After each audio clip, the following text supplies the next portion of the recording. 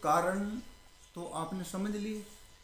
अब इसमें कोई इससे अलग कारण तुम्हारे नॉलेज में रह गया हो जी, हमसे ये गलती हुई थी या ठंडा गर्म खा लिया था ऐसा, तो अभी एक कारण, ये जो कारण बताए, तो अभी एक कारण बताया प्रारब्ध, यानी कि पहले जन्मों की गलती हमें इस जन्म में भी भुगतनी पड़ती है। ये है दुख का प्रारब्ध कारण। ठीक है। दूसरा कारण आहार, जो हम मुख से आहार लेते हैं, खाते पीते हैं, उसे आहार कहते हैं। तो आहार के बिगड़ने से भी हमारे शरीर में दुख हो जाता है। तो उसकी पहचान ये है कि मान लें हमने परहेज तोड़ दिया, कुछ ज़्यादा ठंडी चीज़ खा ली, ऐसी बिना पचने वाली चीज़ खा ली कि जैसे कुछ पचने में भारी, जैसे कि आजकल क्या करते हैं कि जो उपवास होते हैं, तो उपवास में मतलब कुट्टू को आटे की पकौड़ी और परांठे रोटी बना के खावें, तो कुट्टू को आटा इतना खतरनाक होता है कि वो आंतों में चिपक जाए और वो पचता नहीं, उसे पचाने के लिए बहुत शक्ति चाहिए। तो अक्सर अब रिवाज चलेगा, जिस घर में भी कोई भी पता लगेगा कि जी हमने तो कुट्टू का आटा की रोटी बना ली थी। अरे भाई, जब तुम 15 दिन में एक दिन भी बिना रोटी नहीं रह सकते तो उपवास रखना कोई ज़रूरी थोड़ी है, मत रखो, ये तो भाई अपनी स्वेच्छा है। तो यानी कि आहार बिगड़ जाने से, तो कुट्टू को आटा आंतों में चिपक जाए तो जब तक वो छूटेगा नहीं और पचेगा नहीं और बाहर नहीं निकलेगा, जब तक बुखार नहीं उतरेगा। ऐसी और भी बहुत गरिष्ठ चीज़ें हैं कि ज़्यादा खा ली, जब तक वे आंत में रहेंगी जब तक बुखार नहीं उतरेगा। बुखार का मतलब क्या है? बुखार जब आता है, बुखार और दस्त, ये दो बीमारी ऐसी हैं जब होती हैं जब हमारे अंदर कोई कचरा होगा वो ना पचे ना निकले। तो हमारी शरीर की बॉडी जो है उसका सिस्टम ये होता है कि जब तक इसे स्वस्थ ना करे, जब तक वो बहुत तेज़ी के साथ मतलब शरीर में रमी रहती है, तो बुखार। तो अब तुम इस बात को ठीक से समझ गए होंगे कि पहला कारण प्रारब्ध, दूसरा कारण है खान पान गलत करना, और तीसरा कारण है व्यवहार गलत करना।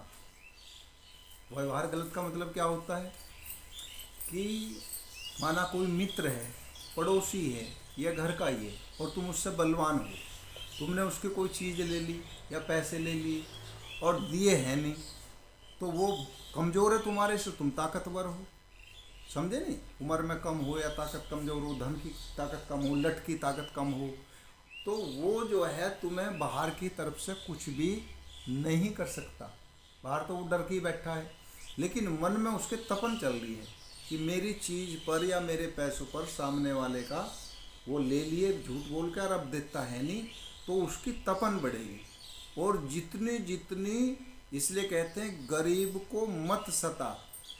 क्या बोलते? गरीब को मत सता, गरीब रो देगा और उसके प्रभु ने यदि सुन लिया तो तीनों जहां से हो देगा। तो ये वो चीज़ है जिसे श्राप भी कह देते हैं। श्राप तो एक संत मुनि मतलब एकदम ऐसे बोल देते हैं, पर उसका तपन जैसे जैसे उसकी बढ़ती जाएगी, जिसे हम शत्रु मानते हैं, भाई शत्रु मानो जब लेके दे नहीं रहे तो मित्र तो मान नहीं रहे, मित्र होते तो दे देते, भाई मैं भी खा रहा तू भी खा ले। तो इस प्रकार से जब हम ये तीन कारण समझ लेंगे, तीन कारण समझ लेंगे, तो इनमें से चौथा कारण कोई दुख का बचता नहीं। वो कह लगे इनको जी नहीं, इस पे तो वैसा है मामला।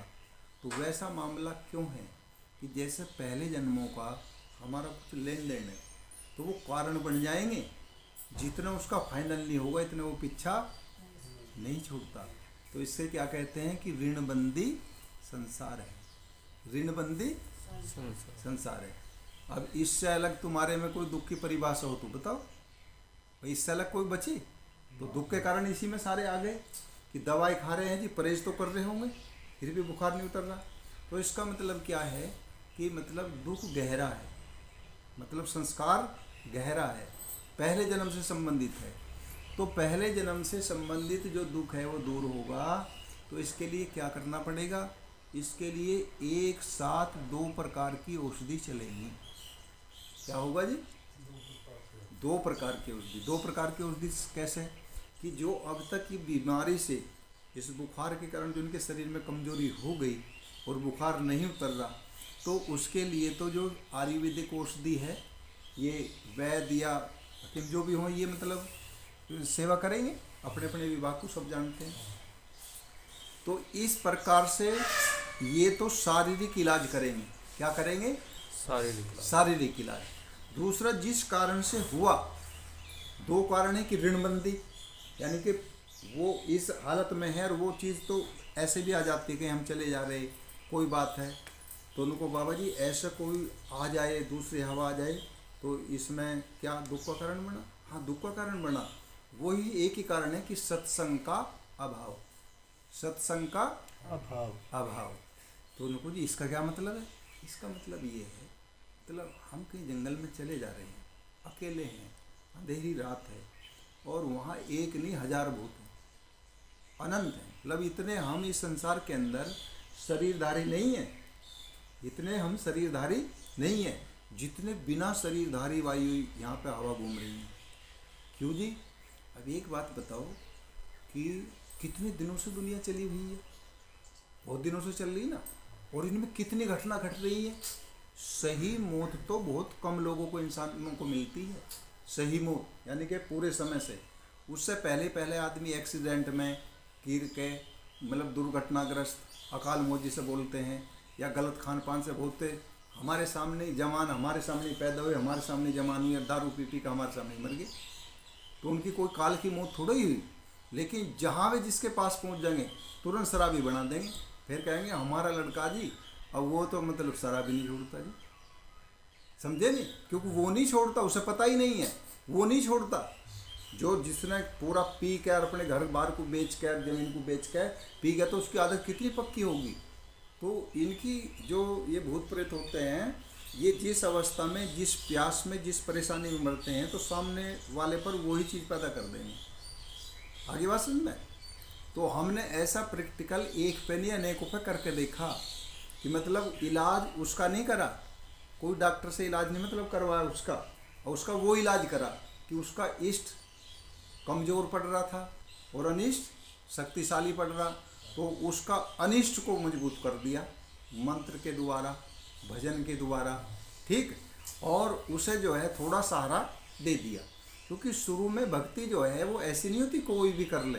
शुरू में जो भक्ति पहले से करते हैं, साधु संत जी ने बोलते हैं, तो वे उसकी स्थिति समझ लेते हैं, थोड़ा अपना आशीर्वाद, अपना थोड़ी तपस्या उसे देते हैं, तो राहत मिल जाती है, फिर वो भजन कर लेते हैं। अब ये सामने बैठे ये भी जानते हैं कि ऐसा कि पागल सगा बाप जो कह रहा कि जी महाराज जी मर जाना है तो ठीक है, तो कितनी परेशानी में कहेगा अकेले लड़के को ये बात, कि जब समझो उसका कोई रास्ता नहीं रहेगा, जब ही तो कहेगा ना। और जिसमें साथ में अकेला नहीं, बच्चे साथ में हो, सारी बात मामला हो, तो इसीलिए। लेकिन हमने कहा भाई तुम हमें एक बार मिलाओ और तुम चले जाओ उठकर, हम इससे बात कर लेंगे, ठीक है ना, क्योंकि कई पिता पुत्र आपस में खुलते नहीं, बात नहीं करते। तो ऐसे करके देखा तो वो दोबारा से घर चला रहा है, पत्नी का भी प्रेम हो गया, बच्चों को भी चाहने लगा, कोड़ी भर के उंगली पकड़ के यहाँ लाने लगा, और मतलब सारा एक सिस्टम मतलब बन जाता है। इसी प्रकार से हमें जो है सत्संग से पहले, भगवान से पहले, भगवान की महिमा से पहले हमें क्या समझना है कि हमारा शरीर सुखी हो, पहले हमें यही जानना अत्यंत आवश्यक है। क्योंकि देखो, स्वस्थ यदि हमारा भोजन सात्विक होगा तो सात्विक भोजन से हमारा शरीर स्वस्थ रहेगा। क्या होगा? हमारा शरीर स्वस्थ रहेगा। स्वस्थ शरीर में ही स्वस्थ मस्तिष्क वास करता है, और स्वस्थ मस्तिष्क में ही स्वच्छ विचार आते हैं, अच्छे विचार आते हैं, और वे विचार ही फिर हमें ज्ञान इंद्री के द्वारा कर्म इंद्री में प्रेरणा दे करके शुभ कर्म करने में प्रवृत्त करते हैं, और शुभ कर्मों का परिणाम ही मतलब हमारे जीवन को सुखी करता है। तो अब समझ गए कि कैसे मतलब सात्विक आहार हमारे जीवन को कैसे सुखी करता है। क्योंकि भाई हम कर्म वही तो करेंगे जो हमारे अंदर से विचार आएगा। जब विचार अंदर से, तो विचार काहे पे टिका है? विचार का मूल टिका है आहार पर। जैसा खावे अन्न वैसा हो जा मन।